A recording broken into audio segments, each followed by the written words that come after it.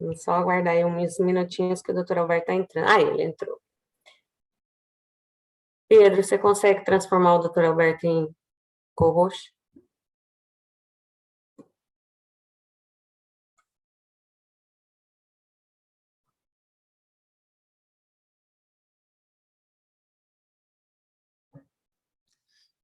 Boa noite, doutora Juliana, tudo bem? Boa noite, doutor, seja bem-vindo. Como está? Tudo bem, obrigado pelo convite, uma honra estar aqui com Está vocês. nos ouvindo bem? Estou ouvindo otimamente bem. Boa noite, doutora. Eu agradeço muito a sua presença. Eu sou a diretora da escola, da Promate. Doutor Pedro Gomes é o nosso diretor de Centro de Estudos da PGE.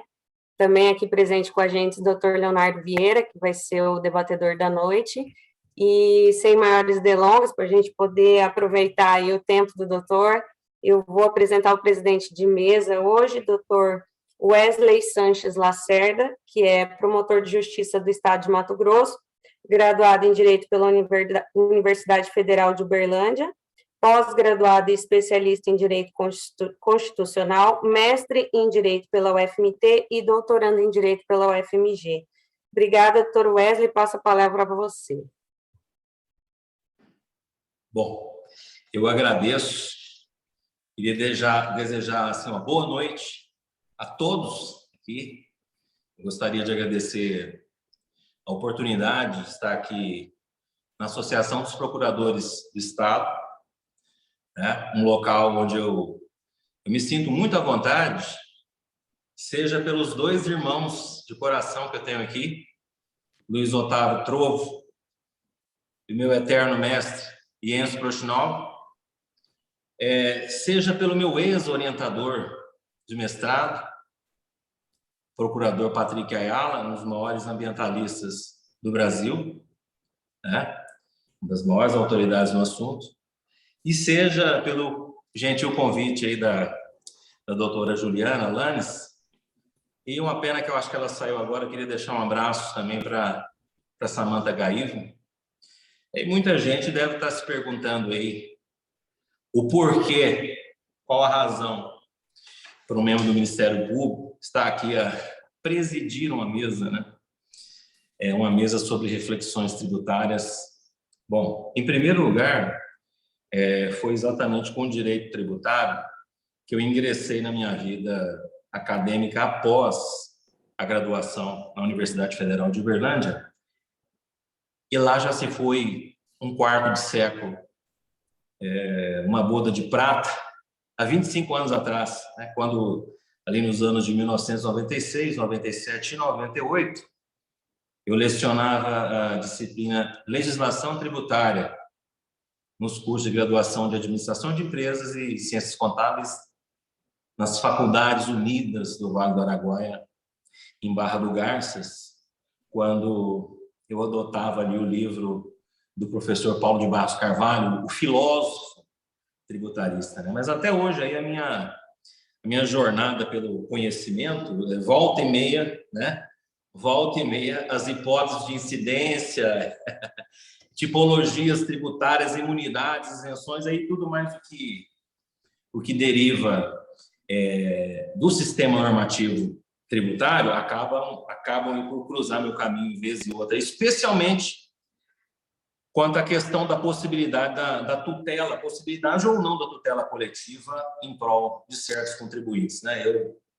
Eu tenho alguns trabalhos sobre isso, e venho sustentando uma construção histórico-normativa progressiva, que desde o Código de 34, Código Florestal 34, passando pelo de 65, e pelo atual de 2012, Código Florestais, apesar do último não utilizar mais essa nomenclatura, e também com a reescritura paradigmática de 88 da Constituição, certos tributos, especialmente impostos, que gravam a propriedade imobiliária, seja ela rural ou urbana, ou seja, o IPTU e o ITR, eles têm uma fortíssima carga ambiental. Então, me parece assim, questionável aquele golpe na tutela coletiva do ano de 2001, quando inseriram o parágrafo único do artigo 1º da Lei de Ação Civil Pública, de modo a vedar as ações civis públicas para questionamentos tributários.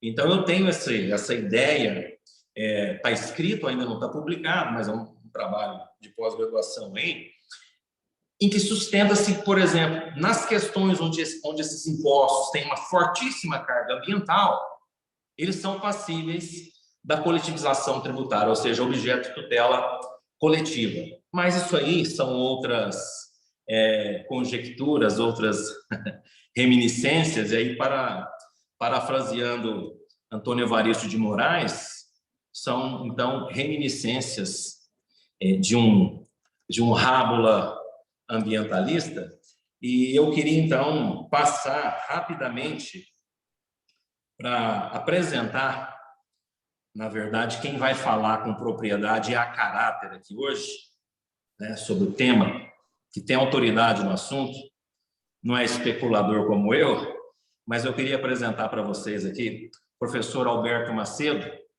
bacharel, mestre e doutor em Direito Econômico, Financeiro e Tributário pela USP, nada mais, nada menos, MBA em Gestão Pública Tributária pela Fundação Dom Cabral, professor nos cursos de pós-graduação em Direito Tributário da FGV, INSPER, FIPECAF, IBDT, IBET, assessor especial da Secretaria Municipal da Fazenda de São Paulo, representante de São Paulo na Câmara Técnica Permanente da Abraço, ex-presidente do Conselho Municipal de Tributos de São Paulo, ex-subsecretário da Receita Municipal de São Paulo, membro do Conselho de Altos Estudos de Finanças e Tributação, CAEFT, da Associação Comercial de São Paulo. A palestra dele hoje, o tema Principais Problemas da Tributação do Consumo, e nós temos aqui hoje como debatedor uma prata, eu diria ouro, da casa, mestre em Direito pela UFMT, o procurador do Estado, Leonardo Vieira, mestrando em Direitos Fundamentais da Universidade de Lisboa, especialista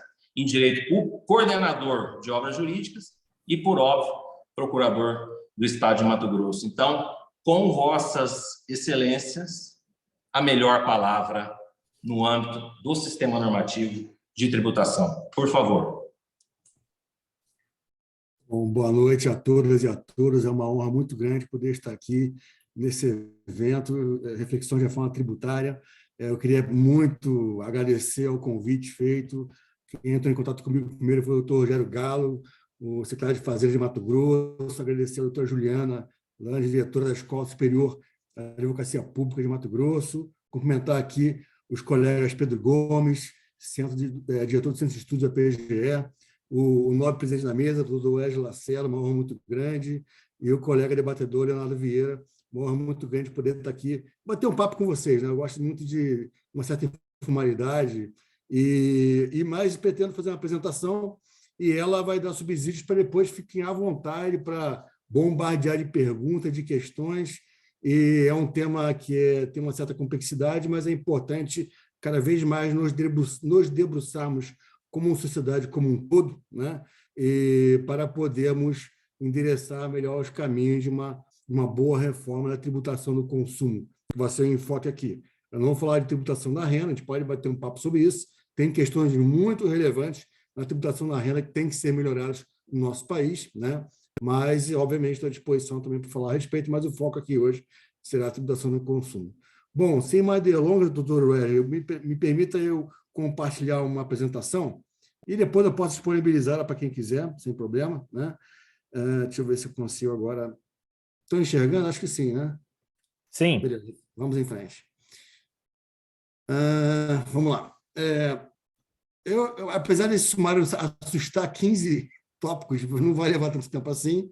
Às vezes, alguns slides já leva menos que 1 minuto, alguns segundos, mas eu preciso percorrer um certo itinerário para a gente poder se apropriar e ficarmos na mesma página, né? O que é consenso e necessidade em relação à tributação no consumo? Bom, a gente precisa simplificar o sistema tributário, né? Reduzir a quantidade de obrigações acessórias, melhorar o ambiente de negócio, é importante para fomentar a produtividade, desonerar a folha, isso é uma possibilidade também, uma discussão, né? Estimular o empreendedorismo, o emprego e a geração de renda. Mas eu quero registrar aqui que reforma tributária do consumo não é, repito, não é a bala de prata para a retomada do crescimento econômico. Não é. Isso é muito claro, e depois eu vou falar sobre isso um pouquinho, e podemos debater sobre isso, porque são diversas questões, que às vezes dá uma ideia de que se o sistema tributário não for reformado, o Brasil vai afundar. Tem problemas? Tem problemas, mas a questão econômica, a questão das causas do não crescimento econômico, o Brasil é um país que estagnou nos últimos 40 anos, há diversos motivos para tal, é multifatorial, e o sistema tributário não é a bala de prata disso. É bom que isso fique claro, mas podemos, obviamente, conversar a respeito. Eu também acho que já deu em termos de carga tributária, né? Não há que aumentar a carga tributária. Toda a reforma que houve ao longo dos anos sempre aumentou a carga tributária. Então, é importante aprimorar o sistema tributário, torná-lo mais amigável para o contribuinte e também para as administrações tributárias, né? De forma a gente trazer simplicidade e também justiça fiscal. A justiça fiscal, boa parte dela vem na tributação da renda, mas também uma boa reforma do consumo ajuda também nesse aspecto. Reduzir a quantidade de obrigações acessórias, já falei. Reduzir o contencioso, isso é um aspecto meio complicado, porque o Brasil é um país que tem uma tradição grande de contencioso, né? Bem complicado. O Brasil, as demandas são muitas, né? Então, o sistema tributário ele causa, mas também há diversas questões, como, por exemplo, o processo tributário, em que, às vezes, até estratégia processual há entrada em um contencioso administrativo e, pasmem, podendo voltar do zero para o contencioso judicial. Então, acaba que é custo do Estado, porque a sobreposição na fase probatória, de dilação probatória, na esfera tributária, entre o administrativo e o judicial. Isso é complicado, me parece que há que haver um aprimoramento nesse aspecto, né? Tem que ter menos espaço para sonegação, e sonegação muito mais se trabalha com ajustes pontuais na legislação do que ficar mexendo no texto constitucional, né? E também, o último aspecto aqui, ampliação de base para alcançar aqueles que não estão sendo tributados. Isso acontece hoje em dia na tributação do consumo. Bom, a economia não cresce por causa do manicômio tributário, alguns dizem. Não me parece correto. Não me parece correto porque, como eu falei, o não crescimento econômico tem uma causa multifatorial, né? Correlação não necessariamente de causalidade. A gente pode ver nessa figura aqui, às vezes, o gatinho está no sistema tributário, ele amassou o telhado, né? Será que a economia está afundando por causa do sistema tributário? Será que é isso? Será que o telhado foi amassado por causa do gatinho? Será que é isso? Então, temos que verificar esses aspectos. Ora, se eu pego a evolução do PIB, o gráfico do PIB anualmente, de décadas para cá, você vê o PIB aumentando e crescendo, e o sistema tributário atual, que é muito parecido com a reforma desde a reforma de 65, você não vê uma causalidade entre queda de PIB e sistema tributário, né? Então, é importante que se tenha noção dessa pluralidade de causas. Aqui a questão, um gráfico relativo à desindustrialização, isso aí tem muito mais a ver com política econômica, política industrial, do que outra coisa, né? Quando o Brasil foi abandonando as suas políticas industriais a partir da década de 90, aproximadamente, e hoje amarga um triste resultado em que a indústria responde por menos de 10% do PIB nacional. O Brasil teve uma desindustrialização precoce, né? Diferentemente de países ricos, que têm uma certa desindustrialização, mas não no sentido de reprimarização, como aconteceu. O Brasil está voltando a ser colônia, está exportando commodities, né? Commodities não emprega o suficiente num país de 212 milhões de habitantes. Então, temos que olhar esse aspecto de programas de industrialização, projetos de industrialização para o país. Aqui eu dou só um exemplo para a época da década de 90, o ministro Malan, que falava que a melhor política industrial era não ter política industrial. E aí, esse caminho foi adotado de 90 para cá, e o resultado está aqui. Esse 11% do PIB de 2019 está desatualizado, porque 2020 e 2021 está na faixa de 10% a 9%. Né? E uma industrialização é importante para gerar emprego, senão não dá conta, o agro não dá conta do emprego no país. O agro é importante, mas o agro não é tão pop assim. Só agro, nenhum país do mundo é rico só com agro. Não existe. Não existe país do mundo rico só com agro. É importante que tenhamos noção desse aspecto. A questão de política cambial de juros são discussões mais recentes na economia. Aqui é uma matéria sobre cartel de câmbio em relação aí a diversos atores econômicos, e aí a questão até que ponto essa política cambial de juros pode ser tão solta assim. O Brasil, que é um país que está atrasado em relação aos demais países, isso gera consequências nas relações comerciais internacionais, né? E a questão de câmbio e juros ganham relevância como ferramentas para evitar o Brasil ficar mais para trás ainda em relação a países que já são desenvolvidos.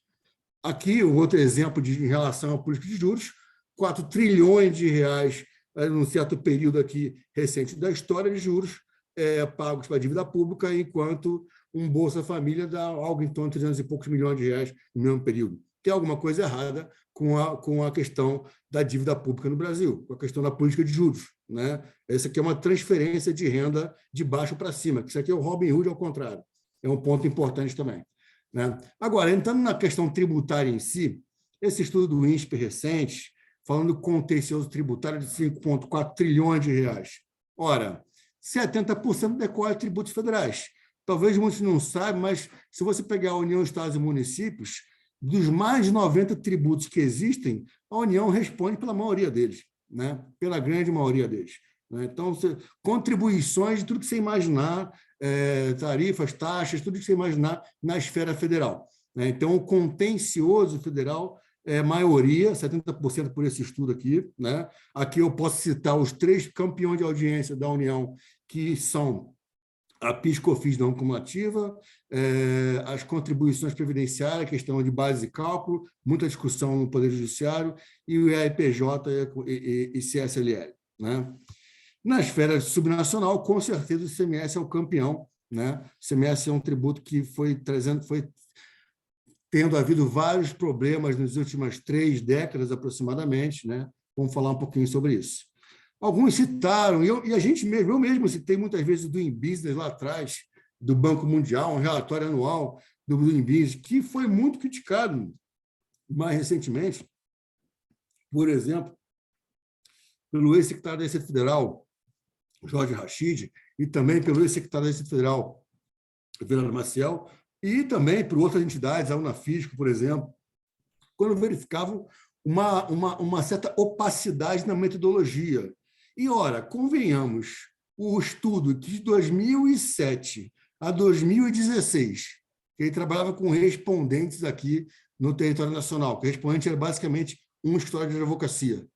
E do resultado do estudo decorrer que o Brasil sempre gastou, em 10 anos, 2.600 horas, não piorou nem melhorou, 1 horinha a mais, nem 1 horinha a menos em 10 anos, tem alguma coisa errada com esse estudo, né? Então, há que se atentar nesse aspecto. E aí, Rachid, nesse artigo, mostrando aqui a falibilidade dessa metodologia, e criticando, né, ele mesmo, quando secretário da Receita Federal, uma época lá em que houve um estudo junto com a FENACOM e um resultado apontando uma média de 400 e tantas horas por ano de tempo gasto para pagar tributo. É óbvio que isso aí varia muito, empresa para empresa. Isso aqui é dados alguns requisitos utilizados no relatório do Business, né? E, obviamente, contestando esse dado. E aí, recentemente, agora ano passado, setembro do ano passado, o Banco Mundial, o autor do relatório, vai dizer que descontinua o relatório por conta de irregularidades na elaboração do relatório, né? Interesses em jogo, né, de países e tal, influenciando na elaboração do relatório, para tentar colocar países em rankings melhores em relação ao outro. Ora, é muito complicado quando empresas do mundo afora se valem de um relatório que deveria ter uma certa credibilidade para decidir seus investimentos, né? Então, é muito complicado, e aí houve essa descontinuidade, pelo menos antes tarde do que nunca, né? Em relação ao ambiente de negócios, fala, o tributário está acabando com o ambiente de negócio. Sim, o tributário tem o seu papel, a sua culpa no cartório, mas lembremos que a burocracia brasileira não se resume à esfera tributária, né? Por exemplo, esse relatório aqui do Tribunal de Contas da União, diversas auditorias, né, falando, por exemplo, em dificuldades de padronização de regras de concessão de licenças, né? Regras de liberação de requerimentos, por exemplo, na Anvisa, liberação ambiental, né? E diversos tipos de análises de burocracias, não só na área tributária, mas também na área não tributária, que acabam ajudando a atravancar esse bom ambiente de negócios, né? Para ter uma ideia, regramento de liberação de fármaco, né? Enquanto a Anvisa, às vezes, leva 10 anos para liberar, órgãos similares em outros países levam um ano e meio no máximo, né? Então, coisas que têm que ser ajustadas em cada setor, mas colocar uma lupa sobre o setor para buscar um bom diagnóstico para se aprimorar e se resolver, corrigir as falhas e aprimorar o sistema, a burocracia, né? Aqui, vereador Maciel, com quem a gente costuma dialogar muito, criticando propostas de reforma tributária que fazem um copia e cola entre modelos de países que não têm nada a ver com o Brasil, né? e sem um diagnóstico rigoroso aquilo que está acontecendo no Brasil. O Brasil não cabe no quintal de ninguém. O Brasil não é igual à Nova Zelândia, que tem 5 milhões de habitantes, não é igual à Suíça, que tem 8 milhões de habitantes, não é igual sequer à Alemanha, que é o principal país, é o maior país da Europa Ocidental, nem sequer chega perto do Brasil. A Alemanha tem algo aproximadamente de 83 milhões de habitantes, quase um terço da população brasileira, é um território que cabe no estado do Mato Grosso do Sul, uma federação de 2 andares, enquanto o Brasil é uma federação de 3 andares e municípios efetuando políticas públicas cada vez mais demandadas por conta, por exemplo, só um exemplo aqui de piso salarial de categoria de educação, por exemplo, né? Em que a lei federal é aprovada e o município tem que arcar com esses pisos, e os estados também, né? Com pisos. Dou só um exemplo aqui, sem contar, por exemplo, municípios tendo que dar conta de segurança pública, assumir, porque a União e, às vezes, estados entregam hospitais de alta e média complexidade para municípios assumirem e tocarem a gestão e o custo de custeio. Muitas vezes o custeio que vem da União, por exemplo, não dá conta da demanda que o hospital vai trazendo para aquela população local. Então, o Brasil é um país peculiar, né? E peculiar que demanda diagnósticos rigorosos, sérios e compromissados com realmente buscar achar os problemas e trazer as respectivas soluções, né? A PEC 110, aliás, eu estou aqui em Brasília, estava hoje ali na região, no Senado, teve aí a tentativa de votar na CCJ a PEC 110, né? Não houve quórum, né? E ela tenta juntar o ICMS e o ISS no Imposto sobre Bens e Serviços subnacional e juntar a PIS e a COFINS numa contribuição sobre bens e serviços. E daí o nome IVA dual, né? E transformar o IPI no imposto seletivo. Seletivo só para algumas bens específicos que gerariam externalidade negativa, não o seletivo que é hoje do IPI, mas restringir mais a sua base, né? E aí não houve acordo, né? Não houve acordo. Não foi à toa a falta de quórum hoje, também não houve esse quórum na última sessão, dia 16 de março. Por quê? Porque me parece que há um equívoco de premissas na proposta, né? Sem contar que é uma proposta de setores específicos que tentam tratorar outros setores, né? Então, uma proposta que deva avançar é uma proposta de consenso. Onde há consenso para se avançar na simplificação do sistema? É importante, e aí premissas um tanto quanto equivocadas vai gerando, em vez de um diálogo, vai gerando guerra entre setores. Isso entre setores privados entre si, entre setores públicos entre si, né? Então, o que nos parece que é a diferença entre o remédio, o veneno e a dose. Por quê? Porque um remédio, o Brasil, o principal problema da tributação no consumo no Brasil, não é porque nós temos ISS municipal, ICMS estadual e PIS/COFINS federal. Não. É porque, em vez de um ICMS, nós temos 27 ICMS no país e que não estão integrados entre si. Até hoje, aliás, meu amigo Eurico falou aqui antes de mim, da maldição do lançamento por homologação, até hoje, imagino que ele tenha falado, era o título da palestra dele, até hoje se coloca o contribuinte para fazer a apuração do ICMS. Isso é uma maldade com o contribuinte. Porque o principal problema do ICMS são os problemas relativos a acreditamento, né? Acreditamento que decorre, muitas vezes, de limitação da legislação correspondente, aplicação e apuração por conta do contribuinte, que tem 30 dias para, simplificando, né? 30 dias para apurar, e o fisco tem 5 anos para ver se ele está certo ou está errado, né? Então, em pleno século XXI, não me parece mais admissível uma situação dessa, temos que modernizar isso, né?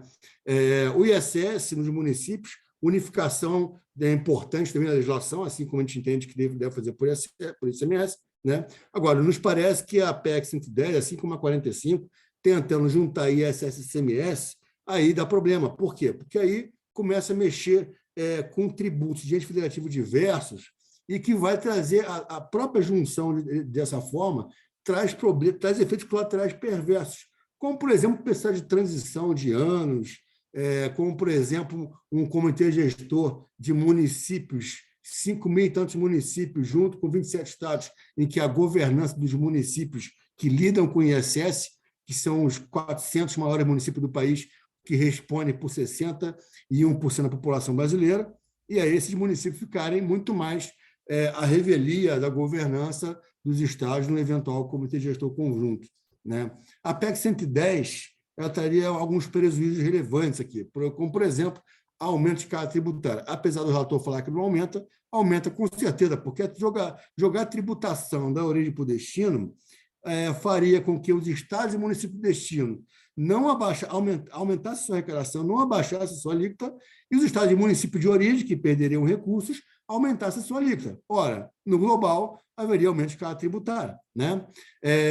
Um fundo de desenvolvimento regional que seria financiado pelo próprio IBS acabaria fazendo com que municípios e estados maiores tivessem que, aos seus parlamentos, aumentar ainda mais a sua alíquota para poder dar conta desse financiamento desse fundo, né? O setor de serviços seria mormente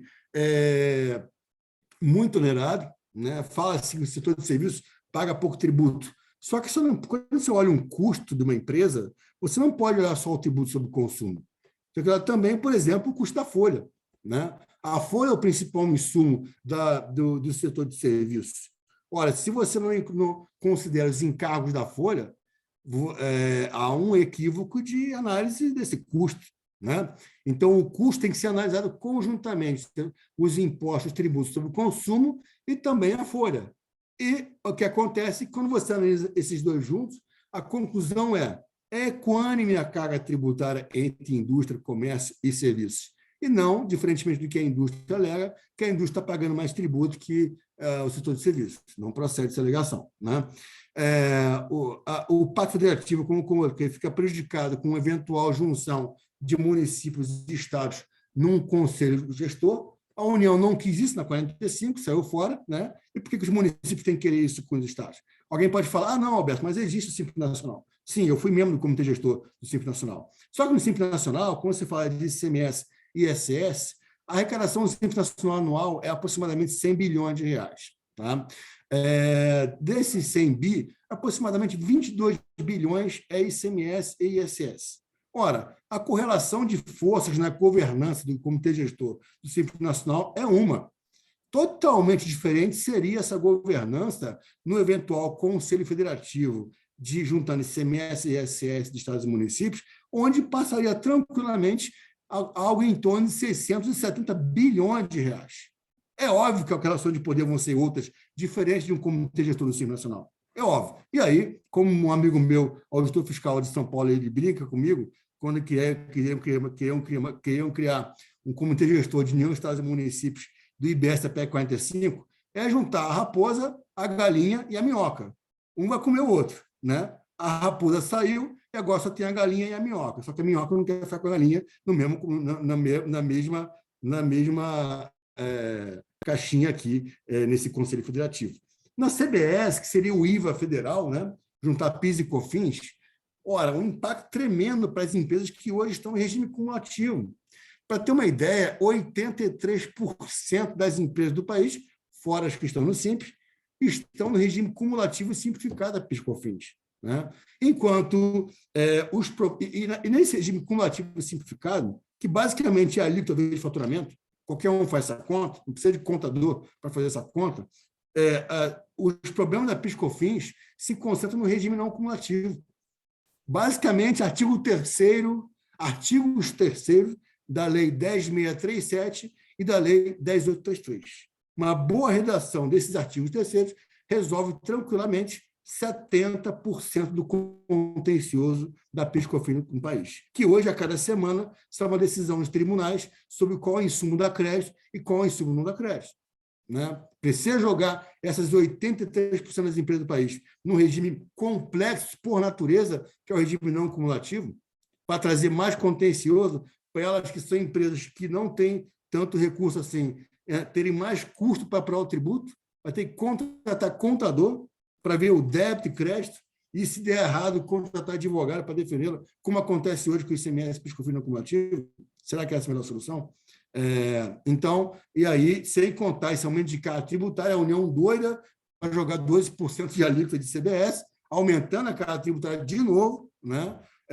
E impactando, inclusive, as despesas correntes dos estados e municípios que tomam muito serviço, né? Ficaria muito mais caro o serviço tomado e também mercadorias, né? E isso aí encareceria muito, aumentando a despesa corrente. Alguns estudos econométricos foram apresentados por ocasião da PEC 45. Na PEC 110 não tem um estudo sequer, apesar de gente importante ter falado na mídia, em Estadão, em Folha, em Globo, que a PEC 110 faria a economia crescer 20%. Eu não sei de onde tirar esse número, porque a PEC 110 não tem, repito, não tem nenhum estudo econométrico sobre a PEC 110. Né? E mesmo na 45, sofreu pesadas críticas por conta das hipóteses, né? Um economista, um dos maiores econometristas do país, o Pedro Val, criticando o estudo econométrico que foi oferecido, contrataram para fazer sobre a PEC 45. Né? O setor de serviços aumentando bastante a carga tributária com essas propostas de 45, 110, trazendo mais complexidade. O setor de serviços, o que acontece? A indústria toma serviço. Né? Hoje o ISS não dá crédito, realmente é um custo. Só que existe sempre um trade-off entre tributo não cumulativo, alíquota elevada e complexidade de apuração, versus um tributo cumulativo de alíquota máxima baixa e simplicidade de apuração. Qual é o melhor dos dois? Depende da alíquota máxima do cumulativo.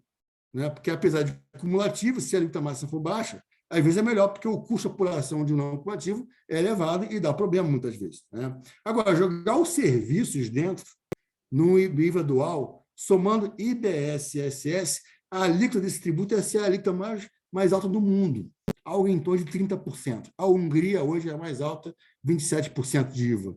Ora, 30% jogando serviços dentro vai ser a farra da fraude. Por quê? Porque vai ser as empresas desesperadas, com uma alíquota de 30%, buscando crédito de qualquer lugar para conseguir abater esses 30%. Né? E serviço não é bem material, serviço é bem imaterial, você não estoca serviço. É muito mais complexo a apuração de controle de crédito em relação a serviços. Se tem fraude para caramba no ICMS, que é normalmente mercadoria, imagina jogar o serviço lá dentro, no algo compartilhado dos estados e municípios, numa alíquota recorde, seria realmente um aumento das fraudes. Né?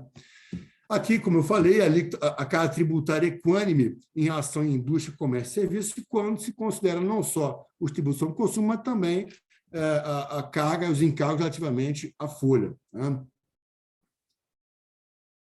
Aqui na Abraço, estudo feito ainda para a PEC 45, do aumento da despesa corrente numa teoria de 25% de alíquota de IBS, que aumentaria, no tocante aos municípios, em 10 anos, algo em torno de 120 bilhões de reais das despesas correntes. E os municípios perderiam, aí é o que eu chamo de perda dinâmica, né? O ISS é o imposto que mais cresce no Brasil, não só porque a base de serviços cresce mais que a base de mercadoria, mas também porque é bem gerido pelos municípios. Perderiam algo em torno de 354 bilhões de reais em 15 anos. Perderiam esse potencial de crescimento. Né? Que no Simplifica Já, que é a proposta que eu coordeno e que vários setores defendem, 120 setores, de melhorar o sistema tributário, mas sem fundir tributos desfederativos diversos. No Simplifica Já, esse ISS seria melhor distribuído para todos os municípios, gerando mais integração entre os municípios, e no ICMS, o que a gente propõe também para os estados. Conversando com alguns professores, algumas autoridades de outros países, né? Conversamos com o pessoal da Índia, da Austrália, dos Estados Unidos. Aqui, o IBS indiano, né, que foi implementado em 2017, gerando alguns probleminhas lá, alguns percalços por conta da concentração e não repasse dos recursos para os entes subnacionais, né? Inclusive, o PIB indiano amargando aí um decrescimento, né? Não é negativo, mas um decrescimento antes da pandemia, né? A reforma do IBS causou isso? Não sei, mas pode ser um elemento que tenha sido relevante para tal. O IVA dual do Canadá não é nenhuma maravilha. O IVA dual do Canadá levou quase 3 décadas para ser implementado, e depois disso tiveram que criar mais outros 3 tributos. Então, são 4 tributos para poder fechar conta de província e tal. E aí, na matéria canadense, dizendo que o sistema tributário canadense precisa ser melhorado e aprimorado, porque está muito complexo, né? E aqui, no Brasil, temos um exemplo concreto do que aconteceria com uma concentração da governança nos entes superiores, né? O Estado de Minas Gerais, por exemplo, deixou de repassar 10 bilhões de reais na crise para os municípios, mais de 800 municípios mineiros. Mas está na Constituição. É o que eu costumo dizer. O direito não dobra a economia. Não tem dinheiro, não paga, acabou. Pode estar na bula papal. Não paga, é simples assim, né? O que aconteceu, o Zema teve que negociar com os prefeitos, que fizeram manifestação na porta do governo de Minas Gerais e parcelou em N vezes essa dívida do governo de Minas Gerais com os municípios mineiros, né? Então, o que temos que resolver de verdade? Ora, de fato, é importante haver uma unificação maior, além das atuais leis complementares, maior em relação ao ISS, unificação das leis municipais. Na Abraf já fizemos esse trabalho, né? Está pronto, uma minuta de lei complementar do ISS totalmente unificado, né? Também das normas de infralegais. Isso aí seria um papel de um comitê gestor nacional de ISS, que não precisa ser por lei, aí são as milhares de decretos, portarias de cada município, unificar isso aí em resolução de comitê gestor do ISS e unificar e integrar os sistemas de nota fiscal e serviço eletrônico, estamos avançados nisso, um projeto que a Abrasf, capitaneando junto com a CNM, junto com a Receita Federal, dezenas de empresas que prestam serviço no país inteiro, um padrão único de nota eletrônica de serviço. Então, uma empresa ela não mais teria que saber a legislação de nota de cada município do país em que ela opera. O sistema seria único, né, para o Brasil inteiro, né, e as prefeituras economizando recursos, porque não teriam mais que gastar milhares de reais com manutenção, implementação e manutenção dos seus sistemas próprios de nota fiscal e serviço eletrônico. No ICMS, a mesma coisa, né, em relação à unificação de leis do ICMS, uma lei Candir mais uniformizada ainda, né? A mesma coisa em relação a normas infralegais. É importante que não dá para ficar o CONFAS com o poder de criar normas equivalentes à lei.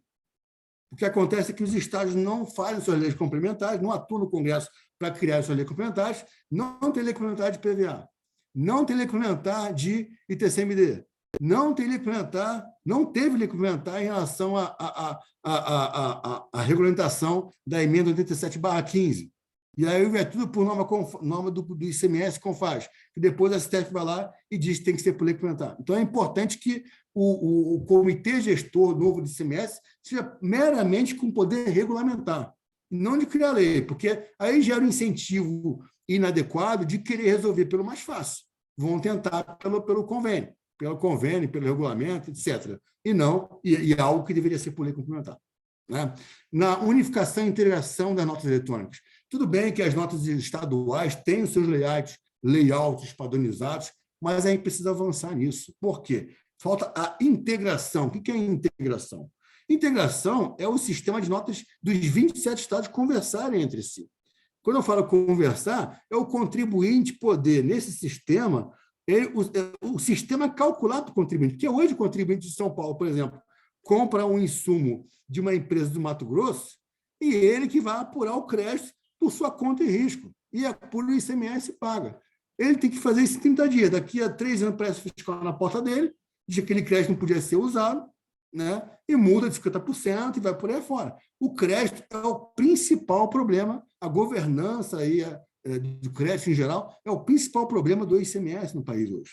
né? Então, é importante que os sistemas se modernizem para integrar. Então, o sistema já calcularia essas operações de débito e crédito. Isso demanda uma parametrização diferente do que é hoje o CFOP. CFOP não vai funcionar para isso, porque tem que parametrizar para automatizar a apuração. A gente pode detalhar isso um pouco mais nas eventuais perguntas, mas parametrizar de outra forma, de tal forma que o sistema consiga calcular para o contribuinte, entrega para ele, ele valida ou não, e ao recolhimento. E também esse mesmo sistema funcionar como uma câmara de compensação para os estados, de forma o recurso pago automaticamente distribuído periodicamente para os estados nessa câmara de compensação, né? Na PIS/COFINS não cumulativa, como eu falei, é onde se concentra o problema, uma boa definição legal do conceito de insumo para acabar com os problemas dessa PIS/COFINS. Na folha, a gente entende que, aí eu simplificar já, né? A ideia é de desonerar parcialmente a folha para aqueles que mais empregam. Quanto maior o volume de empregados em média salarial, menor a alíquota previdenciária, a CPP hoje é em regra 20%, baixaria até 11%, a depender, e fecha essa conta tributando com uma contribuição patronal sobre a receita bruta nos marketplaces. Por exemplo, Uber, iFood.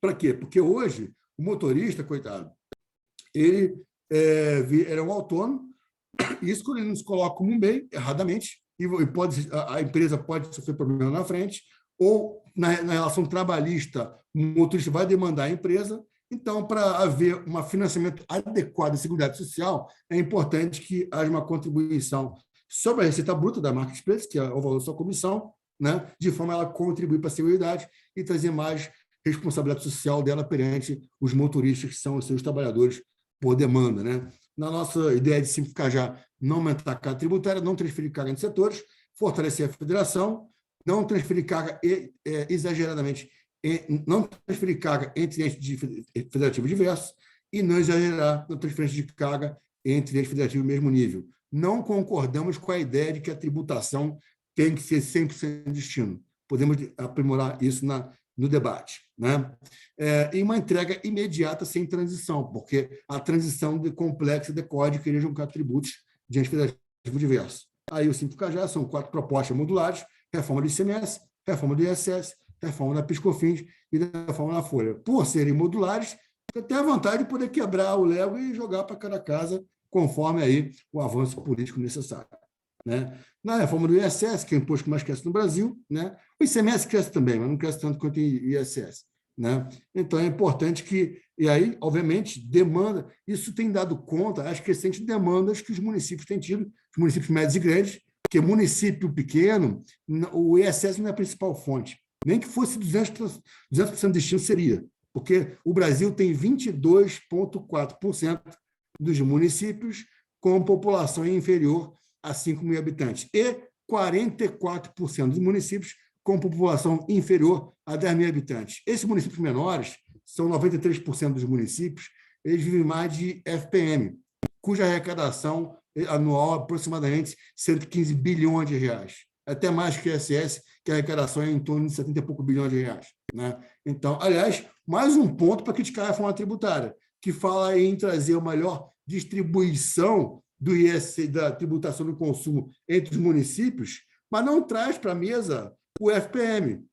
Ora, então nos parece que é algo, mas é uma conta que não fecha, né? Pode falar de números sobre isso posteriormente. Alguns falam, não, mas mercadoria e serviços cada vez está mais confuso com a economia digital. Levantamos aqui números, né? Sobre diversos grupos de serviços, que é um convênio que a FIComércio em São Paulo fez com o município de São Paulo, e o comércio e serviço em São Paulo responde aproximadamente 24% do comércio e serviço no país inteiro, né? E aqui eu pego esses grupos econômicos e eu não acho tanto conflito assim, né? O setor de jurídico, econômico e técnico administrativo, esse setor responde por quase 1/3 do faturamento de serviços em São Paulo, né? E aqui o único subitem que pode dar algum problema é o streaming, que responde por 1,6% do faturamento desse grupo 6 aqui, né? Pega o setor de bancário, financeiro e securitário, que, somando com o segundo, já dão mais de metade do faturamento de serviços no município de São Paulo. Não tem conflito. Tinha lá o leasing lá atrás, não tem mais, né? Simples Nacional, bota aí mais ou menos mais 11%, já estamos falando de 3/4 do setor. Agenciamento, corretagem e intermediação. Aqui está, por exemplo, o marketplace. Para quem não sabe, a Magazine Luiza é um marketplace, assim como o Uber, assim como o iFood. O que a Magazine Luiza faz? Ela vem no seu site mercadoria do seu estoque, tem lá no site, mas também tem lá mercadoria do estoque de terceiros, são chamados sellers, né? Esses terceiros, essas mercadorias vendidas, seja no estoque da Magazine Luiza, seja no estoque dos terceiros, paga esse ICMS, sem discussão. Agora, ela cobra um valor fixo e um valor variável do seller para ele poder colocar a sua mercadoria no site dela. Esse valor é justamente o valor da comissão, e comissão é ISS, que está aqui dentro desse grupo de agenciamento corretor. Tem conflito? Não tem. Tem uma estruturação tal que tem ISS e ICMS, sem confusão entre os dois, nesse setor econômico, né? Saúde também não tem conflito, né? Aqui, mercadologia e comunicação, poderia falar aqui da veiculação e propaganda, que com a Lei Complementar 157 voltou para os municípios, né? É uma zona cinzenta, né? E a lei complementar cumpre seu papel de dirimir o conflito de competência. Então, perceba, eu falo de vários setores que já estão aqui chegando a 90% do setor e os conflitos não são tão relevantes assim, né? Então, aliás, são bem pequenos, comparando, por exemplo, com os problemas em relação ao acreditamento de ICMS, de PIS/COFINS não cumulativa. Bom, como eu falei, a NFC Nacional está pronto, o projeto com a Receita Federal, a Brasf, CNM, uma entrega, é coisa de primeiro mundo, é um tripé, um grande banco de dados nacional, um emissor público versão mobile da desktop, está pronto, o pequeno prestador de serviço, em 3 cliques no celular dele, ele emite nota fiscal eletrônica. E tem relatórios diversos, o tomador também tem relatórios diversos, tudo com bastante governança sobre os dados relativos às transações realizadas. E um modo de apuração nacional, no qual aí sim há o pagamento pelo contribuinte do valor e o sistema distribui automaticamente para municípios do Brasil inteiro envolvidos nas operações. Bom, aqui eu já falei, a unificação da legislação do ISS, não só a nível legal, o que é hoje lei ordinária de ISS passa para a Lei Complementar Nacional, e o que é hoje portaria municipal, decreto municipal, passa para a resolução do Comitê Gestor, e o sistema integrado de notas, como eu falei, da NFC Nacional, não só a nota em cima, também a apuração do tributo e o pagamento de tributo. Nesse ISS novo do Simples Cajá, que é o que propomos, mantém a mínima de 12 e a máxima de 5. E deixa mais transparente, porque o ISS vai ser calculado por fora. O ISS não mais vai fazer parte da sua própria base de cálculo, né? Deixa mais transparente. E uma alíquota única para o município. Nas operações intermunicipais, mantendo a origem 2%, e o destino é a diferença entre a alíquota interna do destino e os 2% na origem. Com isso, você distribui melhor o ISS para o município todo o Brasil, através da NFC Nacional, né? E também clarear o conceito de serviço para acabar com a discussão, como, por exemplo, se franquia é serviço, se locação é serviço, e acaba esse problema também. Aqui eu dou exemplo dessa forma de apuração, acho que até o desenho está aqui, ó. Então, pega, por exemplo, a Netflix, que está hoje, se eu não estou enganado, em Barueri, se ela não mudou, né? A Netflix tem consumidores, milhões de consumidores em municípios do Brasil inteiro. Basta a Netflix emitir nota fiscal eletrônica para cada uma de suas operações e ela basta colocar na nota o código do município de origem, o código do município de destino e os dados da operação. O sistema calcula para ela automaticamente, ela não faz conta, o sistema calcula para ela e vai emitir nota ao longo do mês. Quando acabar o mês, o sistema vai puxar, ela vai emitir a guia eletrônica de arrecadação, guia ESC que vai puxar os dados de todas as notas eletrônicas emitidas no período, o sistema calcula para ela e ela paga o tributo. Pagando o tributo, ele é automaticamente distribuído para todos os municípios do Brasil envolvidos nas operações que ocorreram naquele período. Então, é um compliance fantástico, né? Não tem nada disso no mundo, né? Primeiro mundo, e automatiza totalmente a apuração e o recolhimento do tributo. Na parte do ICMS, é bom lembrar que o ICMS é um IVA, né? Porque, às vezes, mais desavisados falam, é um absurdo, o Brasil é um país antiquado na tributação, imposto velho, todo mundo, 170 países têm IVA. Não, peraí, o Brasil foi o segundo país a implantar o IVA no mundo. Aí a forma de 65. A diferença é que o IVA implantado no Brasil, que na época era ICM, agora é ICMS, qual é a base dele? A base tributável do ICMS? Mercadoria energia, serviço de comunicação e transporte municipal. Os demais serviços estão no regime cumulativo simplificado do ISS. Marcos Cintra vai dizer que o ICMS é um IVA que, por ser um IVA subnacional, é mais complicado de governança, e é verdade. E aí, de novo, fazem comparação do IVA brasileiro, o ICMS, e do que é do IBS que quer implementar, com o IVA do país europeu. Mas o IVA do país europeu é um IVA de ente federal, não é de ente subnacional. Né? Ora, então não dá para comparar, porque é muito mais fácil fazer um IVA de um ente único do que um IVA de 27 estados. E quer colocar 5 mil municípios dentro também, aí que não vai dar certo mesmo. Né? Então é importante unificar a legislação, unificar sistemas para esse IVA estadual, com o ICMS, para ser mais um IVA único e não dar dor de cabeça para o contribuinte. Aliás, quem diz que porque tem que ter IVA para o Brasil voltar a crescer. Ora, os Estados Unidos é o país mais rico do mundo e não tem IVA. Então, é importante a gente ter cuidado com as afirmações nessa dialética entre direito e economia. Né? A própria CNI, em pesquisa, vai dizer, os industriais vão dizer que o ICMS responde por 42% da resposta quando perguntaram qual tributo causa impacto mais negativo na competitividade. Né? PIS/COFINS é 6%, contribuição previdenciária de 6%, e lá embaixo é 7%. Temos que atacar os principais problemas. A própria CNI, no mesmo estudo, sugere as soluções: unificar a alíquota de estados, legislação nacional, simplificar a obrigação acessória, dar crédito financeiro e outras coisas mais. Essas são as soluções que é o que a gente colocou no Simplificar Já, em termos de solução do ICMS. Esse dado aqui é impressionante. CNI, FGV, crédito de exportação acumulado. No Brasil, 65,5% dos créditos de exportação do ICMS demoram mais de um ano para serem devolvidos. 32,9% sequer são devolvidos em algum momento. Isso é impressionante. Então, perceba a importância de resolver o problema do IVA estadual, que é hoje o ICMS. Né? Também no ICMS, unificar a legislação a nível de lei complementar, norma infralegal a nível de resolução do comitê gestor e integrar o sistema do ICMS, como eu já falei. Né? Na PIS/COFINS, já falei, vou ser mais rápido aqui, os problemas se concentram no regime não cumulativo. Né? Não nos parece adequado acabar com o regime cumulativo, que vai jogar empresas que vão aumentar o seu custo, lidar com IVA é um imposto caro de apuração. É complexo. Imagina jogar essas empresas todas no regime não cumulativo, que é muito mais complexo. Vai faltar contador no país. Né?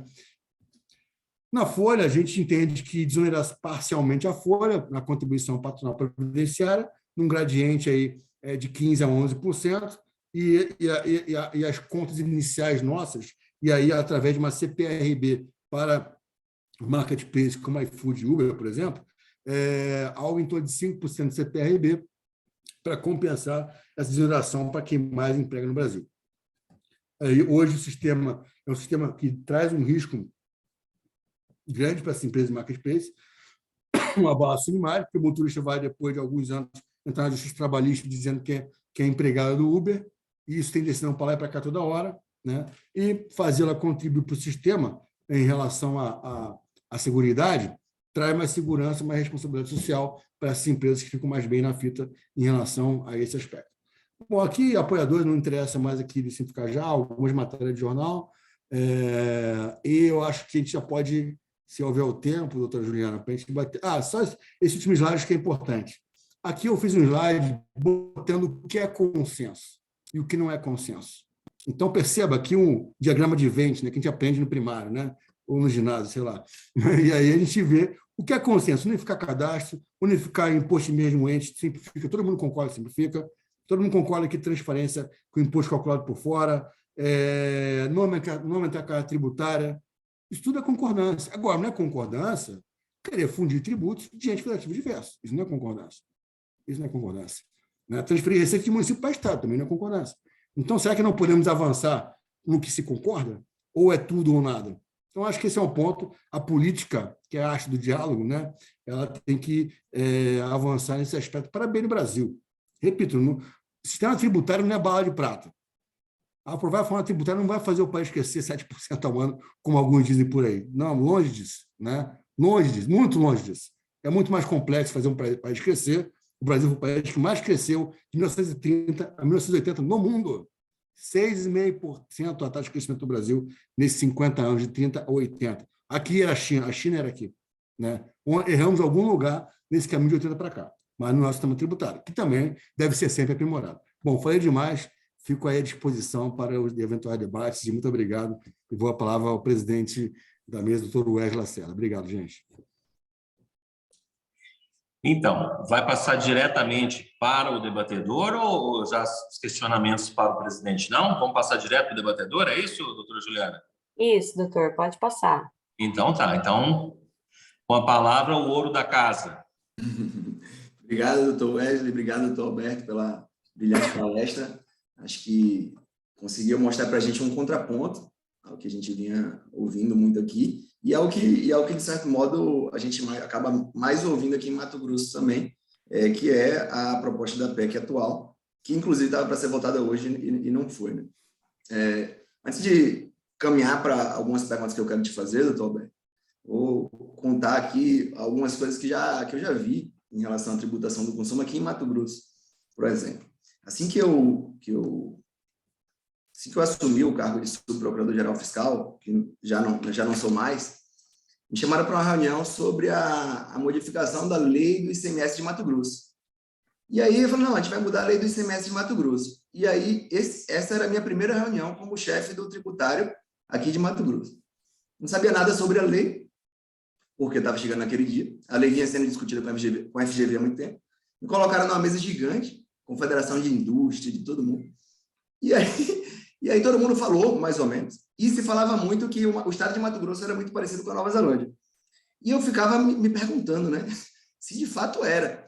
E mexia no celular para ver o que tinha na Nova Zelândia, que tinha no estado de Mato Grosso. O senhor falou aí do Brasil, né, que realmente eu considero muito difícil a gente comparar com os estados europeus, enfim.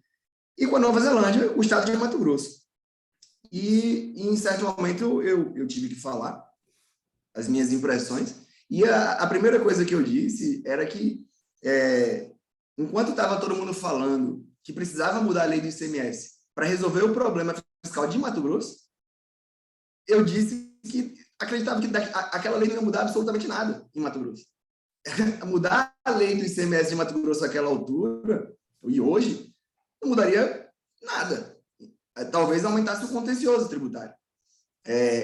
E aqui em Mato Grosso, não sei se o senhor conhece, doutor Alberto, mas a gente tem uma tendência de fazer umas cobranças bem diferentes. Só para ter ideia, assim, por exemplo, aqui na legislação de Mato Grosso, não é possível vender livro digital com a imunidade, até hoje. Não é possível, porque não está na lei, e a lei não foi alterada, até entendo, né? A lei não ter sido alterada ainda, e porque ninguém pode descumprir a lei, já que ela não foi alterada. E aí toda vez você pergunta, mas e o entendimento do STF? Não tem entendimento do STF, mas aí você vai ter que iniciar a tributação, vai ter que ser autuado e se defender.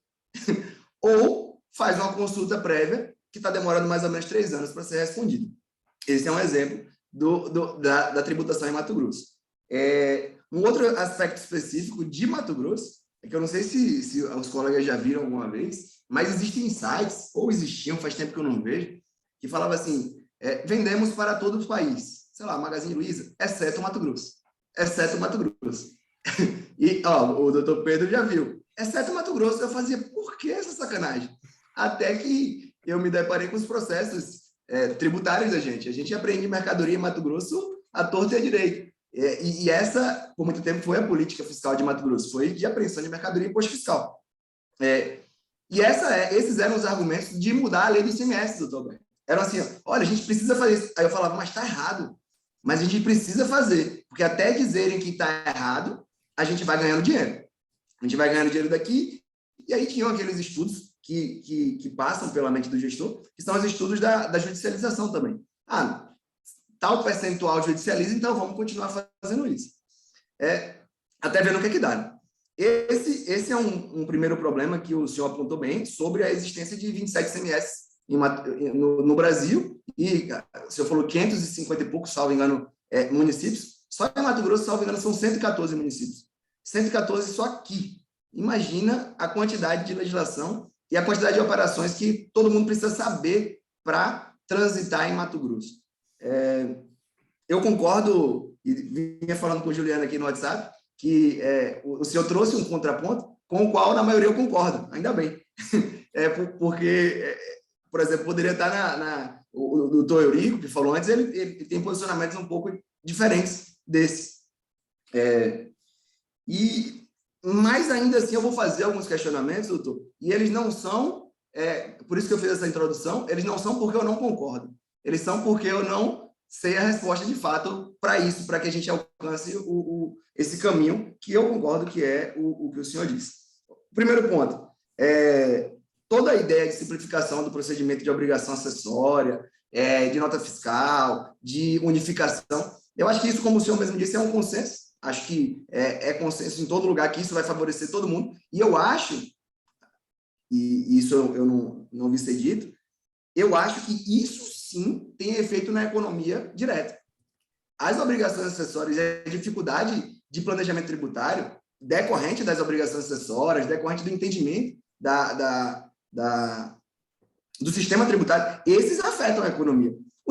A forma que você tributa, se é IVA, enfim, isso eu também concordo que deve ter pouca influência. Agora, a forma como um pequeno empresário, as dificuldades que ele tem para iniciar um negócio do jeito certo, ou para regularizar, que é o que acontece com todo mundo, aquele negócio que ele iniciou, isso dificulta e muito a operacionalização da economia. E eu tenho certeza que isso tem impactos diretos na economia. Então, acho que talvez a primeira conclusão de consenso, de fato, é que esse ponto específico da reforma e do Simplifica Já, especificamente, ele tem efeito na economia muito mais contundente do que as ideias que a gente debate mais na reforma tributária, que são as ideias dos impostos e de como cobrar esses impostos. Talvez a reforma tributária pudesse ser cindida, né?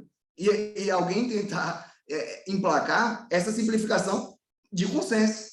Porque a outra, que é a complexa, e que poderia ter sido votada hoje, e eu não acreditaria que ela seria encerrada hoje ou este ano, jamais, e também acho que não vai ser ano que vem, e não sei de fato quando vai ser.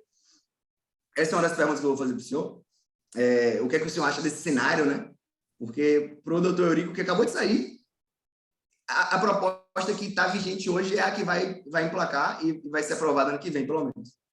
Eu imagino que para o senhor não, né? E como é que isso vai acontecer? Primeira pergunta, então. Eu vou te perguntando e depois a gente vai debatendo, que eu acho que é melhor. A ideia de ter uma lei complementar nacional pro ICMS ou para o ISS e não ter as legislações locais, digamos assim, dificultando tudo, né? Ela é boa. Mas será que politicamente ela seria possível? Será que politicamente ela seria possível? Esse é um ponto. Eu tenho fortes dúvidas se um dia ela seria efetivamente factível isso acontecer. E segundo, ela conseguiria, de algum modo, ser justa ou prática do ponto de vista das diferenças entre os estados da federação? Ou essas distinções elas viriam para as regulamentações de base ali pelos comitês? E aí, na sequência também, no fundo, o comitê do ICMS ou do ISS, ele não vai ser a mesma coisa que o Confaz é hoje? Assim, eu entendo que ele é bem diferente, mas será que daqui a 15 anos, implementando o Simplifica Já, a gente não vai estar dizendo que degringolou para a mesma situação? Depois eu continuo perguntando mais.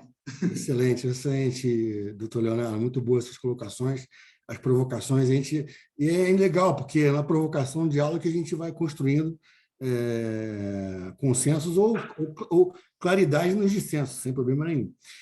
Você colocou muito bem, obrigação acessória é um grande problema, porque justamente por falta dessa integração de sistemas. Quando eu falo de integração do sistema de nota, é óbvio que eu estou simplificando. Tem outros tipos de obrigação acessória que vão ser necessários para setores econômicos específicos, né? Eu dou exemplo no caso do ISS.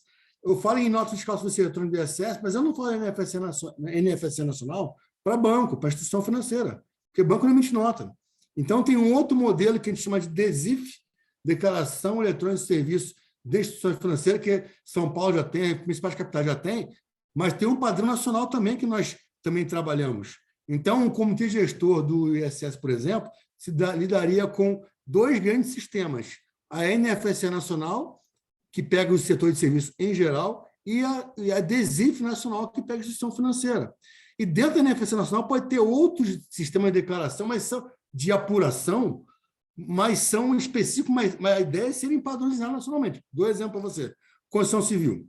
Constituição Civil, a gente sabe que tem lá a previsão na essência do ISS, mas pode abater o ICMS, a base de cálculo do que é mercadoria, perdão, ICMS não, abater a base de cálculo da mercadoria na base de cálculo do ISS e tal. O São Paulo, por exemplo, desenvolveu um sistema chamado DPS, Declaração de... Não, DPS não, perdão. SISCOM, Sistema de Construção Civil. DPS é de Plano de Saúde, mas segue o mesmo modelo. Qual a ideia? O sistema eletrônico, o contribuinte insere as notas eletrônicas de saída e insere, se for de sublocação de serviço, a nota de entrada, né? E a gente até conversou com o Estado de São Paulo para tentar haver uma conversa de sistema para poder inserir a nota de mercadoria. Porque aí você evita fraude, evita o cara usar a nota 2 vezes para abater, o cara usa a nota para abater a base de cálculo de excesso de enxada, de carrinho de mão, a mesma nota o cara usa para 3 obras diferentes, vai por aí afora. Um sistema eletrônico, ele aprimora essa troca de informação fisco-contribuinte e apuração, e é bom para os dois lados. É bom para o bom contribuinte, que às vezes sofre a concorrência do contribuinte que está à margem da lei e está sonegando, né? E é bom para o fisco também aprimora. Então, sistemas sempre nacionalizados. Na parte de CMS, a mesma coisa. A gente sabe muito bem aquele sistema de combustível, que eu sempre esqueço o nome lá, que é gerido por Minas Gerais, né? Tem setores específicos que acabam tendo que ter sistemas específicos. Mas o mais importante é que sejam nacionalizados de fato esses sistemas e integrados em 27 estados, que não acontece hoje. Esse é um ponto. Então, com isso, você racionaliza e nacionaliza as obrigações necessárias, aquelas que forem necessárias. A gente sabe que... o colega Pedro já matou o Skank. Esse, obrigado, Pedro. É o Skank. Sempre esqueço. Minas, só lembrar do grupo de rock lá, o Skank, que eu não esqueço mais. Pronto. Mas, então, veja, você pegar as obrigações sociais dos estados hoje, é cada um com um jeito, algumas parecidas mais, outras menos, mas, assim, unificar nacionalmente, para ajudar o próprio contribuinte também. Então, esse é um passo muito importante, concordo totalmente com você. A outra parte da pergunta, eu confesso que eu esqueci. Você pode me refrescar a memória? Eu acho que foi se seria possível, né, politicamente, essa lei complementar nacional, e se ela, na prática, ela de fato funcionaria com atenção a essas diferenças regionais dos estados, né, dos estados produtores, dos estados, enfim. Perfeito. Aí são dois aspectos importantes que têm que ser colocados. Primeiro, não concordamos que o ICMS ou o ISS tem que ser 100% destino. Não concordamos. Não é porque não é 100% destino que tem fraude. Tem fraude porque não tem sistemas eletrônicos que apurem automaticamente, tirem do contribuinte o poder de apurar e voltem para o fisco. Estamos no século XXI. Podemos fazer isso, é fácil fazer isso. É só querer, né? Parametrizar bonitinho e tal. Então, com essa devida parametrização, não tem como. A Europa, até hoje, no 100% de destino, dá em fraude 164 bilhões de euros de fraude na União Europeia, dos 27 países da União Europeia, né? De IVA. 164 bilhões de euros de fraude. Fraude e evasão fiscal, né? Fraude de carrossel. Então, assim, tem que investir em sistemas de modo a automatizar, e aí essa integração ela impede esse passeio de nota, por exemplo, impede um monte de coisa, né? Tem que unificar também a forma de cobrança do interestadual, né? A gente, no Simplificar, a gente faz isso, porque hoje tem estado que cobra na fronteira, tem estado que cobra adiantado, faz tudo que tem jeito, né? Então, assim, a gente também padroniza a incidência interestadual, ela é unificada, né? Então, paga lá aí padroniza adiantando. Então, assim, a operação interestadual hoje, como é que é? Hoje, se você tem vendendo para um contribuinte, na verdade, tem só o de origem e, ao vender o destino, tem o creditamento, né? A ideia não é ele pagar lá, sei lá, 18%, por exemplo. 18%, o sistema vai splitar. Vai splitar 4% na origem e 14% de destino, por exemplo. né? Então, e aí você o padroniza isso nacionalmente. Então, é um ponto também importante, e tudo isso automatizado, né? Nessa linha, a gente entende que melhora bastante aí a governança e a automatização do ICMS. Aí você fala, Alberto, mas e a questão da...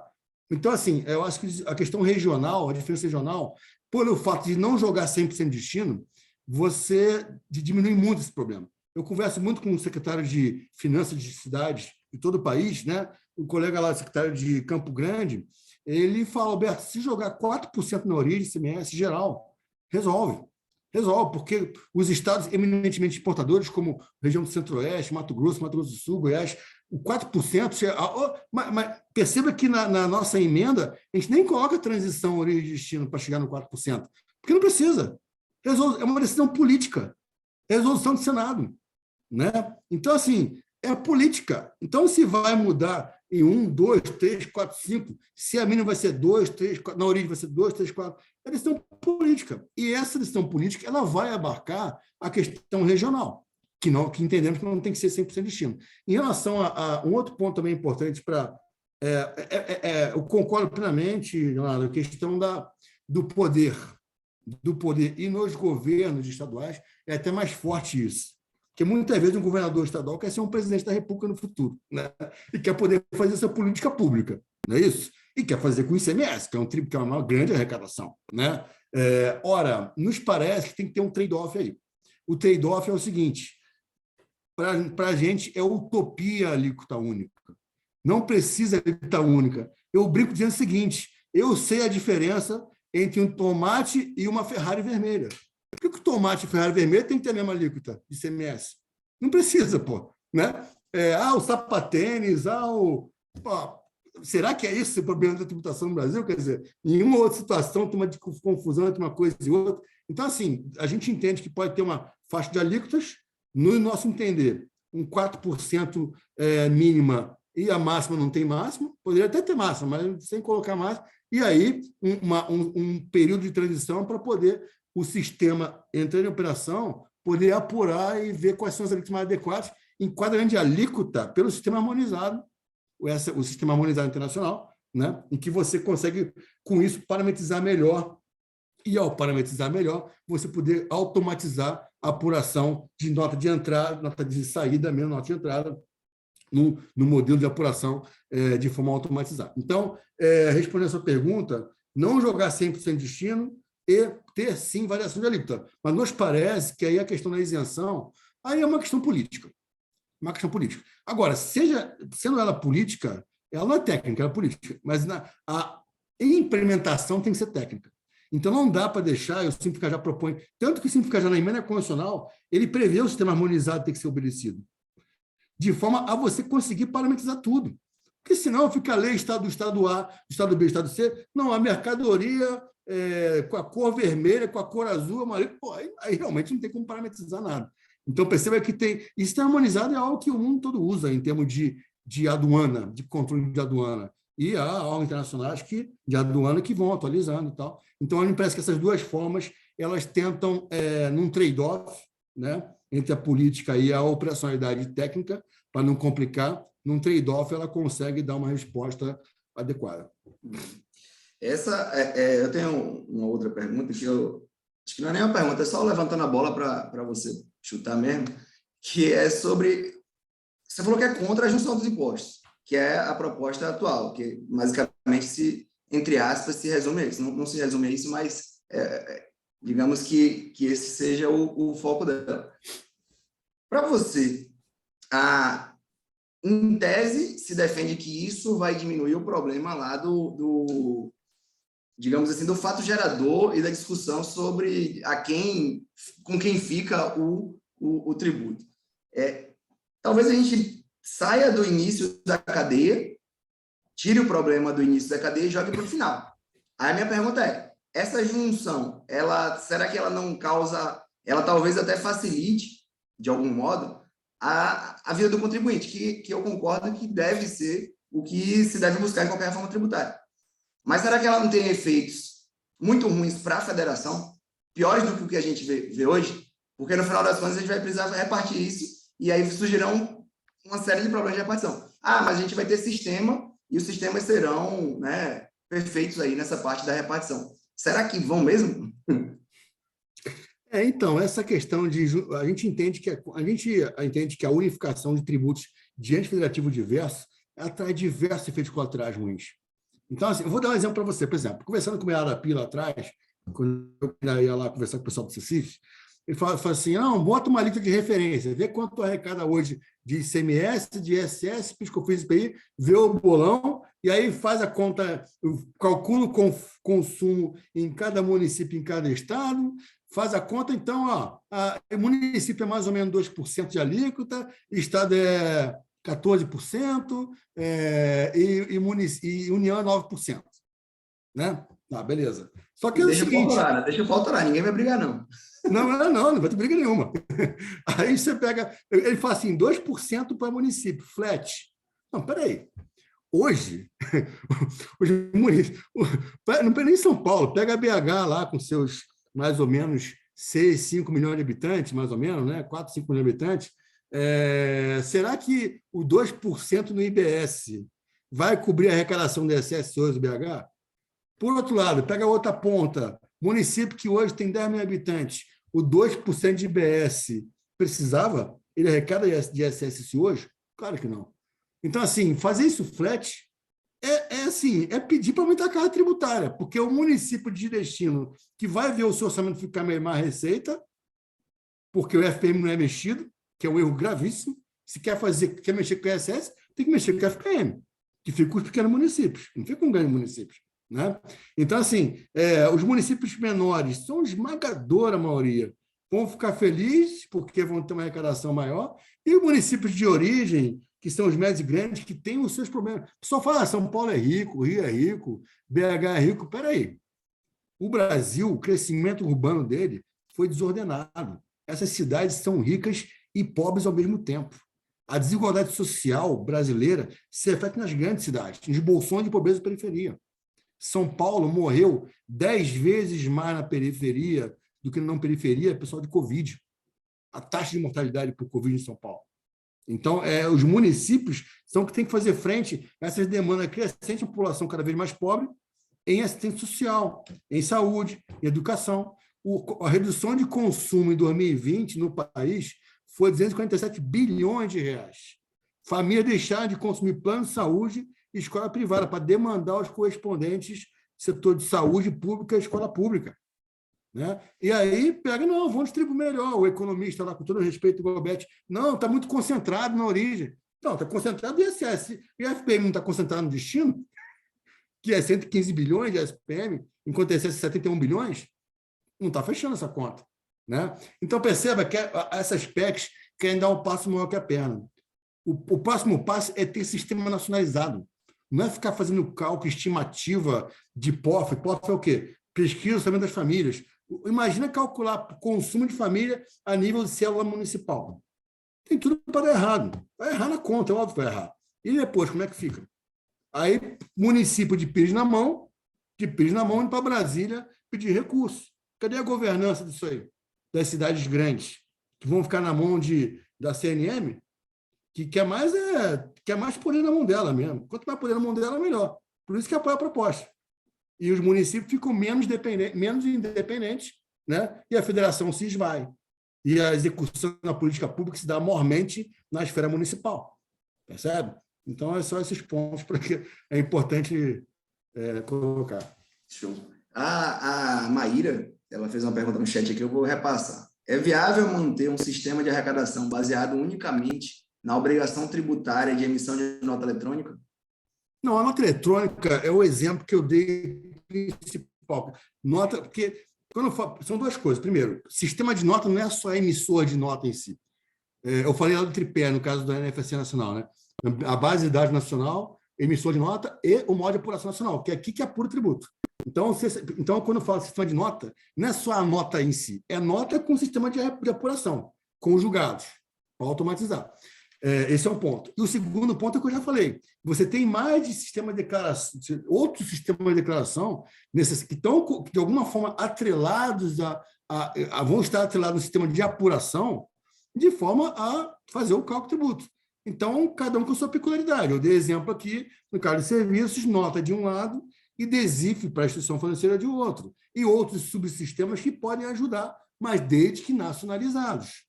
Não é cada município com a sua DPS, que é a Declaração de Plano de Saúde, ou com o seu SISCOM, que é o Sistema de Construção Civil, não. É um Sistema Nacional de Construção Civil, um Sistema Nacional de Plano de Saúde. E a mesma coisa para o ICMS, em relação ao combustível, em relação à comunicação, em relação a qualquer coisa que entenda que caiba uma sistemática de apuração e de controle das informações um tanto quanto distinta, mas que esteja sempre atrelado no final a um sistema de apuração para automatizar a apuração, o recolhimento e distribuição dos recursos. Só mais 2 perguntas, e aí já para encerrar. A primeira é sobre o tempo da reforma, né? A reforma atual, ela fala em 5 a 20 anos, se eu não me engano, e se o senhor concorda com isso, eu tenho a impressão que já vi que não, né? O senhor acha que tem que ser algo um pouco mais rápido, entre aspas. E a outra é um juízo especulativo. O que é que você acha que vai acontecer? Será que essa reforma tributária vem, não vem? E aí eu acho que a gente consegue encerrar bem aí. Perfeito, perfeito. Em relação ao tempo, o que a proposta da 110 ela propõe? Ela propõe uma transição de 7 anos, 2 de teste, mais 5, dá 7, né? 7 anos, essa transição é para o contribuinte. Agora como é que, para você ter uma ideia, o estudo econométrico que foi combinado, que foi contratado pelos CECIFs, ele não prevê a transição no seu estudo. Será que a transição não vai trazer um ruído por 7 anos? Então, como é que ele não coloca esse fator no estudo econométrico? Até que vai ter crescimento assim automático, né? Esse é um ponto. Então, de novo, essa transição para o contribuinte, ela só existe porque quer juntar tributos em federativo diversos. Se cada um resolve isso, não precisa de transição. Por isso que é imediato. A outra transição, que é origem de destino, 40 anos agora, né? A ideia deles, 40 anos. De novo, discorda a premissa que tem que ser 100% destino. Alguém disse isso lá atrás, porque na Europa isso é destino. Não, mas é destino porque na Europa o IVA é de um ente nacional, federal. E aí é de um país para o outro. Olha, o Brasil adota destino de um país para o outro já. O ICMS é destino de um país para o outro. O IPI, a PIS/COFINS, o ISS é princípio do destino. Já é assim, mas quando é de um país para o outro. Quando é de um estado para o outro, não pode ser 100% destino. Porque um outro fator mais relevante, que é o financiamento de estados desiguais. Percebe? Então, não há que ser 100% destino em operação intranacional, ou interestadual, ou intermunicipal. E que é uma peculiaridade. De novo, querem botar marretado no Brasil um modelo que não tem nada a ver com o Brasil. Em termos do que eu estou falando, o IVA dos países europeus são IVA de ente nacional. Não é IVA de ente subnacional como é no Brasil. Né? Então, esse é um ponto. Então, eu não concordo com essa transição. E a questão da transição para o contribuinte decorre de querer juntar tributos federativos diversos. Isso aí também tem a ver, colegas, com a questão de alguns dogmas. Virou dogma. Aliás, esse é um ponto importante de se colocar. Desde o começo, eu converso com o pessoal da 45, desde 2017, 2018, colocaram um dogma na cabeça, obviamente tem a ver aí com quem está financiando, indústria e bancos, né? E falando, serviço, pagamento de tributo. Então, não quero conversa com serviço. Vamos juntar, aumentar a carga, rico consome serviço, pronto, não se conversa mais sobre isso. O diálogo que houve foi um diálogo que só se permitiu haver a partir desse dogma. Essa premissa não pode ser discutida. Como se houvesse dono de verdade, né? Ainda mais em tributação, ainda mais de economista falando de tributação. Né? E aí, desse dogma, se não dá para conversar sobre essa premissa, que virou um dogma, então não tem acordo. Então, percebe? Então, municípios médios e grandes, setor de serviço, sendo prejudicados em prol de quê?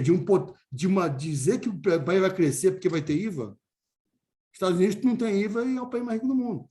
Então são 2 premissas equivocadas na PEC do IBS. Seja 45, seja 110. Primeira, dizer que tudo tem que ser IVA. Primeira premissa equivocada. A Europa, países europeus e países do mundo inteiro estão criando, para alcançar a tributação da renda das big techs norte-americanas não alcançadas, estão criando na tributação no consumo uma coisa chamada Digital Service Tax. DST, para conseguir alcançar um pouco de arrecadação dessas empresas Big Techs de serviço teste. Sabe o que ele é? Ele é um ISS. É um imposto de alíquota sobre faturamento. Se o IVA fosse tão bom assim, eles faziam um adicional de IVA. Mas não fizeram adicional de IVA, fizeram um ISS, que é o Digital Service Tax. Então, assim, perceba, tributação tem que resolver os problemas, não tem modelo teórico perfeito. Né? Eu estudei lá a tributação na Malásia, a Malásia abandonou o seu IVA. Não quer IVA. Ela botou um sales tax lá. Né? Eu conversei com professores australianos na reforma tributária na Austrália, eles falaram, mas loucura que vocês estão fazendo aí. Fazer uma reforma sem acordo. Um setor quer atropelar outro setor. Tem que tentar todo mundo na mesa e ver o que dá para avançar comum. Né? O tal do contrato social. Né? Então, essas premissas equivocadas. Tudo tem que ser IVA. Está equivocado. E aí isso vira dogma, e aí quer atropelar os médios e grandes municípios. E aí vira guerra. Não vira reforma, vira guerra. Segunda premissa equivocada, 100% de destino. Equivocada. Que, aliás, eles sabendo disso, tiraram da emenda constitucional. Não está mais lá. Tinha no início uma transição de 100% de destino, não está mais lá. E não vai ter, porque não vai ter acordo. Terceira premissa equivocada, serviços paga menos tributo que mercado, que indústria. Que eu já demonstrei aqui, se você considerar a folha, o custo é econômico. Cara, setor de serviço varia para caramba. Serviço setor econômico tem muita variedade, vai da construção civil, passa por tecnologia, passa por serviço ao consumidor ali na rua, é muito variável, instituição financeira, e por conta disso tem muitas situações. Mas o fato em média, é econômica cara. Aí, agora você fala a questão da especulação em relação à aprovação. Olha, eu tenho conversado com muita gente do parlamento, do Senado, normalmente aqui, né? Está no Senado a PEC, né? O trabalho é para não avançar. E vários senadores já percebendo que a PEC era um salto no escuro, porque não tem memória de cálculo, não tem estudo de impacto econômico, macroeconômico, orçamentário, social, já percebendo isso, né? Eles falam, cara, a melhor coisa é simplificar. Se for fazer alguma coisa esse ano, tem que simplificar. Na linha, simplificar já. Alguns senadores já falaram isso. Então, assim, tem que dar o passo condizente com o que o contrato social permite. E não com um setor achando que é dono da verdade, querendo atropelar o outro setor. Com uma certa academia por trás, com todo respeito, que tem que ter um pouco mais de humildade para a gente dialogar em relação às premissas. Acho que é isso. De acordo, 100%. E assim, estou satisfeito aí, gente. Obrigada, Léo. Doutor Wesley, quer falar mais alguma coisa? Pois é, eu só queria agradecer essa oportunidade e realmente, após adorei a fala do debatedor, procurador Leonardo, mas após a palestra do professor Alberto, a gente pode verificar que realmente está faltando alguma coisinha lá na súmula curricular dele, né? A gente já podia lançar a campanha aqui para que ele fosse para o ministério respectivo para definir os rumos da política tributária nacional, porque para mim foi fantástica a fala dele. Então, hoje eu ganhei um prêmio. Muito obrigado por o senhor me trazer de volta, né, aos trilhos do direito tributário, que eu já estava fora há muito tempo. Então, eu agradeço de coração essa oportunidade, foi muito produtivo, especialmente para mim, falo particularmente. Então, eu agradeço de coração e parabenizar a escola da Procuradoria do Estado por esse evento e especialmente a palestra de hoje. Eu devolvo a palavra, então, professora doutora Juliana, para que, então, possa fazer as considerações finais aqui, porque eu estou muito envaidecido de ter, digamos assim, presidido essa mesa, né? Com bastante humildade e sinceridade. Obrigada, doutor Wesley, agradeço então a sua presença mais uma vez, agradeço ao doutor Leonardo, e meu muito obrigada, doutor Alberto, foi um grande prazer ter recebido o doutor aqui. Queria dizer que ontem a doutora Melina, enquanto estava na exposição dela, a todo momento falou, amanhã vocês vão ter aula com o doutor Alberto, e ele vai dizer que ele não concorda com isso. Então, foi muito bom para o evento e para a gente poder ver essas duas opiniões, foi muito enriquecedor. Você vê que eles já estavam com medo, né, doutor Alberto? Assim, permita uma colocação, doutora Juliana. Eu acho assim, acho que no Brasil, nós estamos vendo um momento grave no Brasil. A política é a arte do diálogo entre quem pensa diferente. Quando na política você vê um querendo destruir o outro, tem alguma coisa errada. O Brasil deixou de ser nação. Nação é quando uma sociedade como um todo pensando comum. Eu não consigo chegar a uma nação em que você tem pessoas achando que as outras são inimigas, não é um país, né? E que não olha, por exemplo, para 20 milhões de famintos no país. Não consigo chegar a isso como nação. Não é uma nação. Temos que voltar a ser nação. E na política é importante, e na tributária também. Então, não podemos ser donos da verdade. Aqui eu me coloco com muita humildade. Não sou dono da verdade. Não sou dono da verdade, mas tem que ser humilde para dialogar sobre tudo, inclusive premissas. Premissas não são dogmas. Premissas são premissas que podem ser contestadas. Ainda mais na tributação. Na tributação, os economistas falam quando fala do consumo, fala de IVA. Em tese, o IVA beleza. Na teoria, funciona. Só que tem que ter pragmática para entender a peculiaridade dos países, a construção político-cultural de um sistema tributário de um país. E não achar que ele é uma página, uma folha em branco e vamos brincar de fazer um sistema tributário novo. Né? Um país é uma construção político-cultural. No seu sistema tributário também. Né? Então, temos que entender isso. Eu posso entender os IVAs do mundo inteiro, mas se eu não entender as peculiaridades do Brasil, aí não adianta. Pode não adiantar. Né? Então, acho que é importante ter essa noção, calçar a sandália da humildade, todos nós, e todos nós sentarmos à mesa para construir aquilo de avanço, de consenso na boa política. Um país não vai a lugar nenhum sem política. Caímos nessa algumas vezes da antipolítica. Isso não existe. Isso não é. Política faz parte do ser humano. Agora, temos que parar de acharmos dono da verdade, seja na esfera do legislativo, do judiciário e do executivo. Temos que sentar e dialogar para construir um país melhor para os nossos filhos. Acho que eu fico muito feliz com a oportunidade e à disposição para sempre dialogar. Vocês têm meu contato aí, trazer ideia, crítica, sugestão, porque temos que dialogar sempre para construir algo melhor. Obrigado pela oportunidade e fiquei muito honrado poder participar com você desse evento. Muito obrigado. Obrigada, doutor. Muito obrigada a todos, uma boa noite e até breve, até um próximo evento. Bom descanso. Tchau, tchau. Obrigada.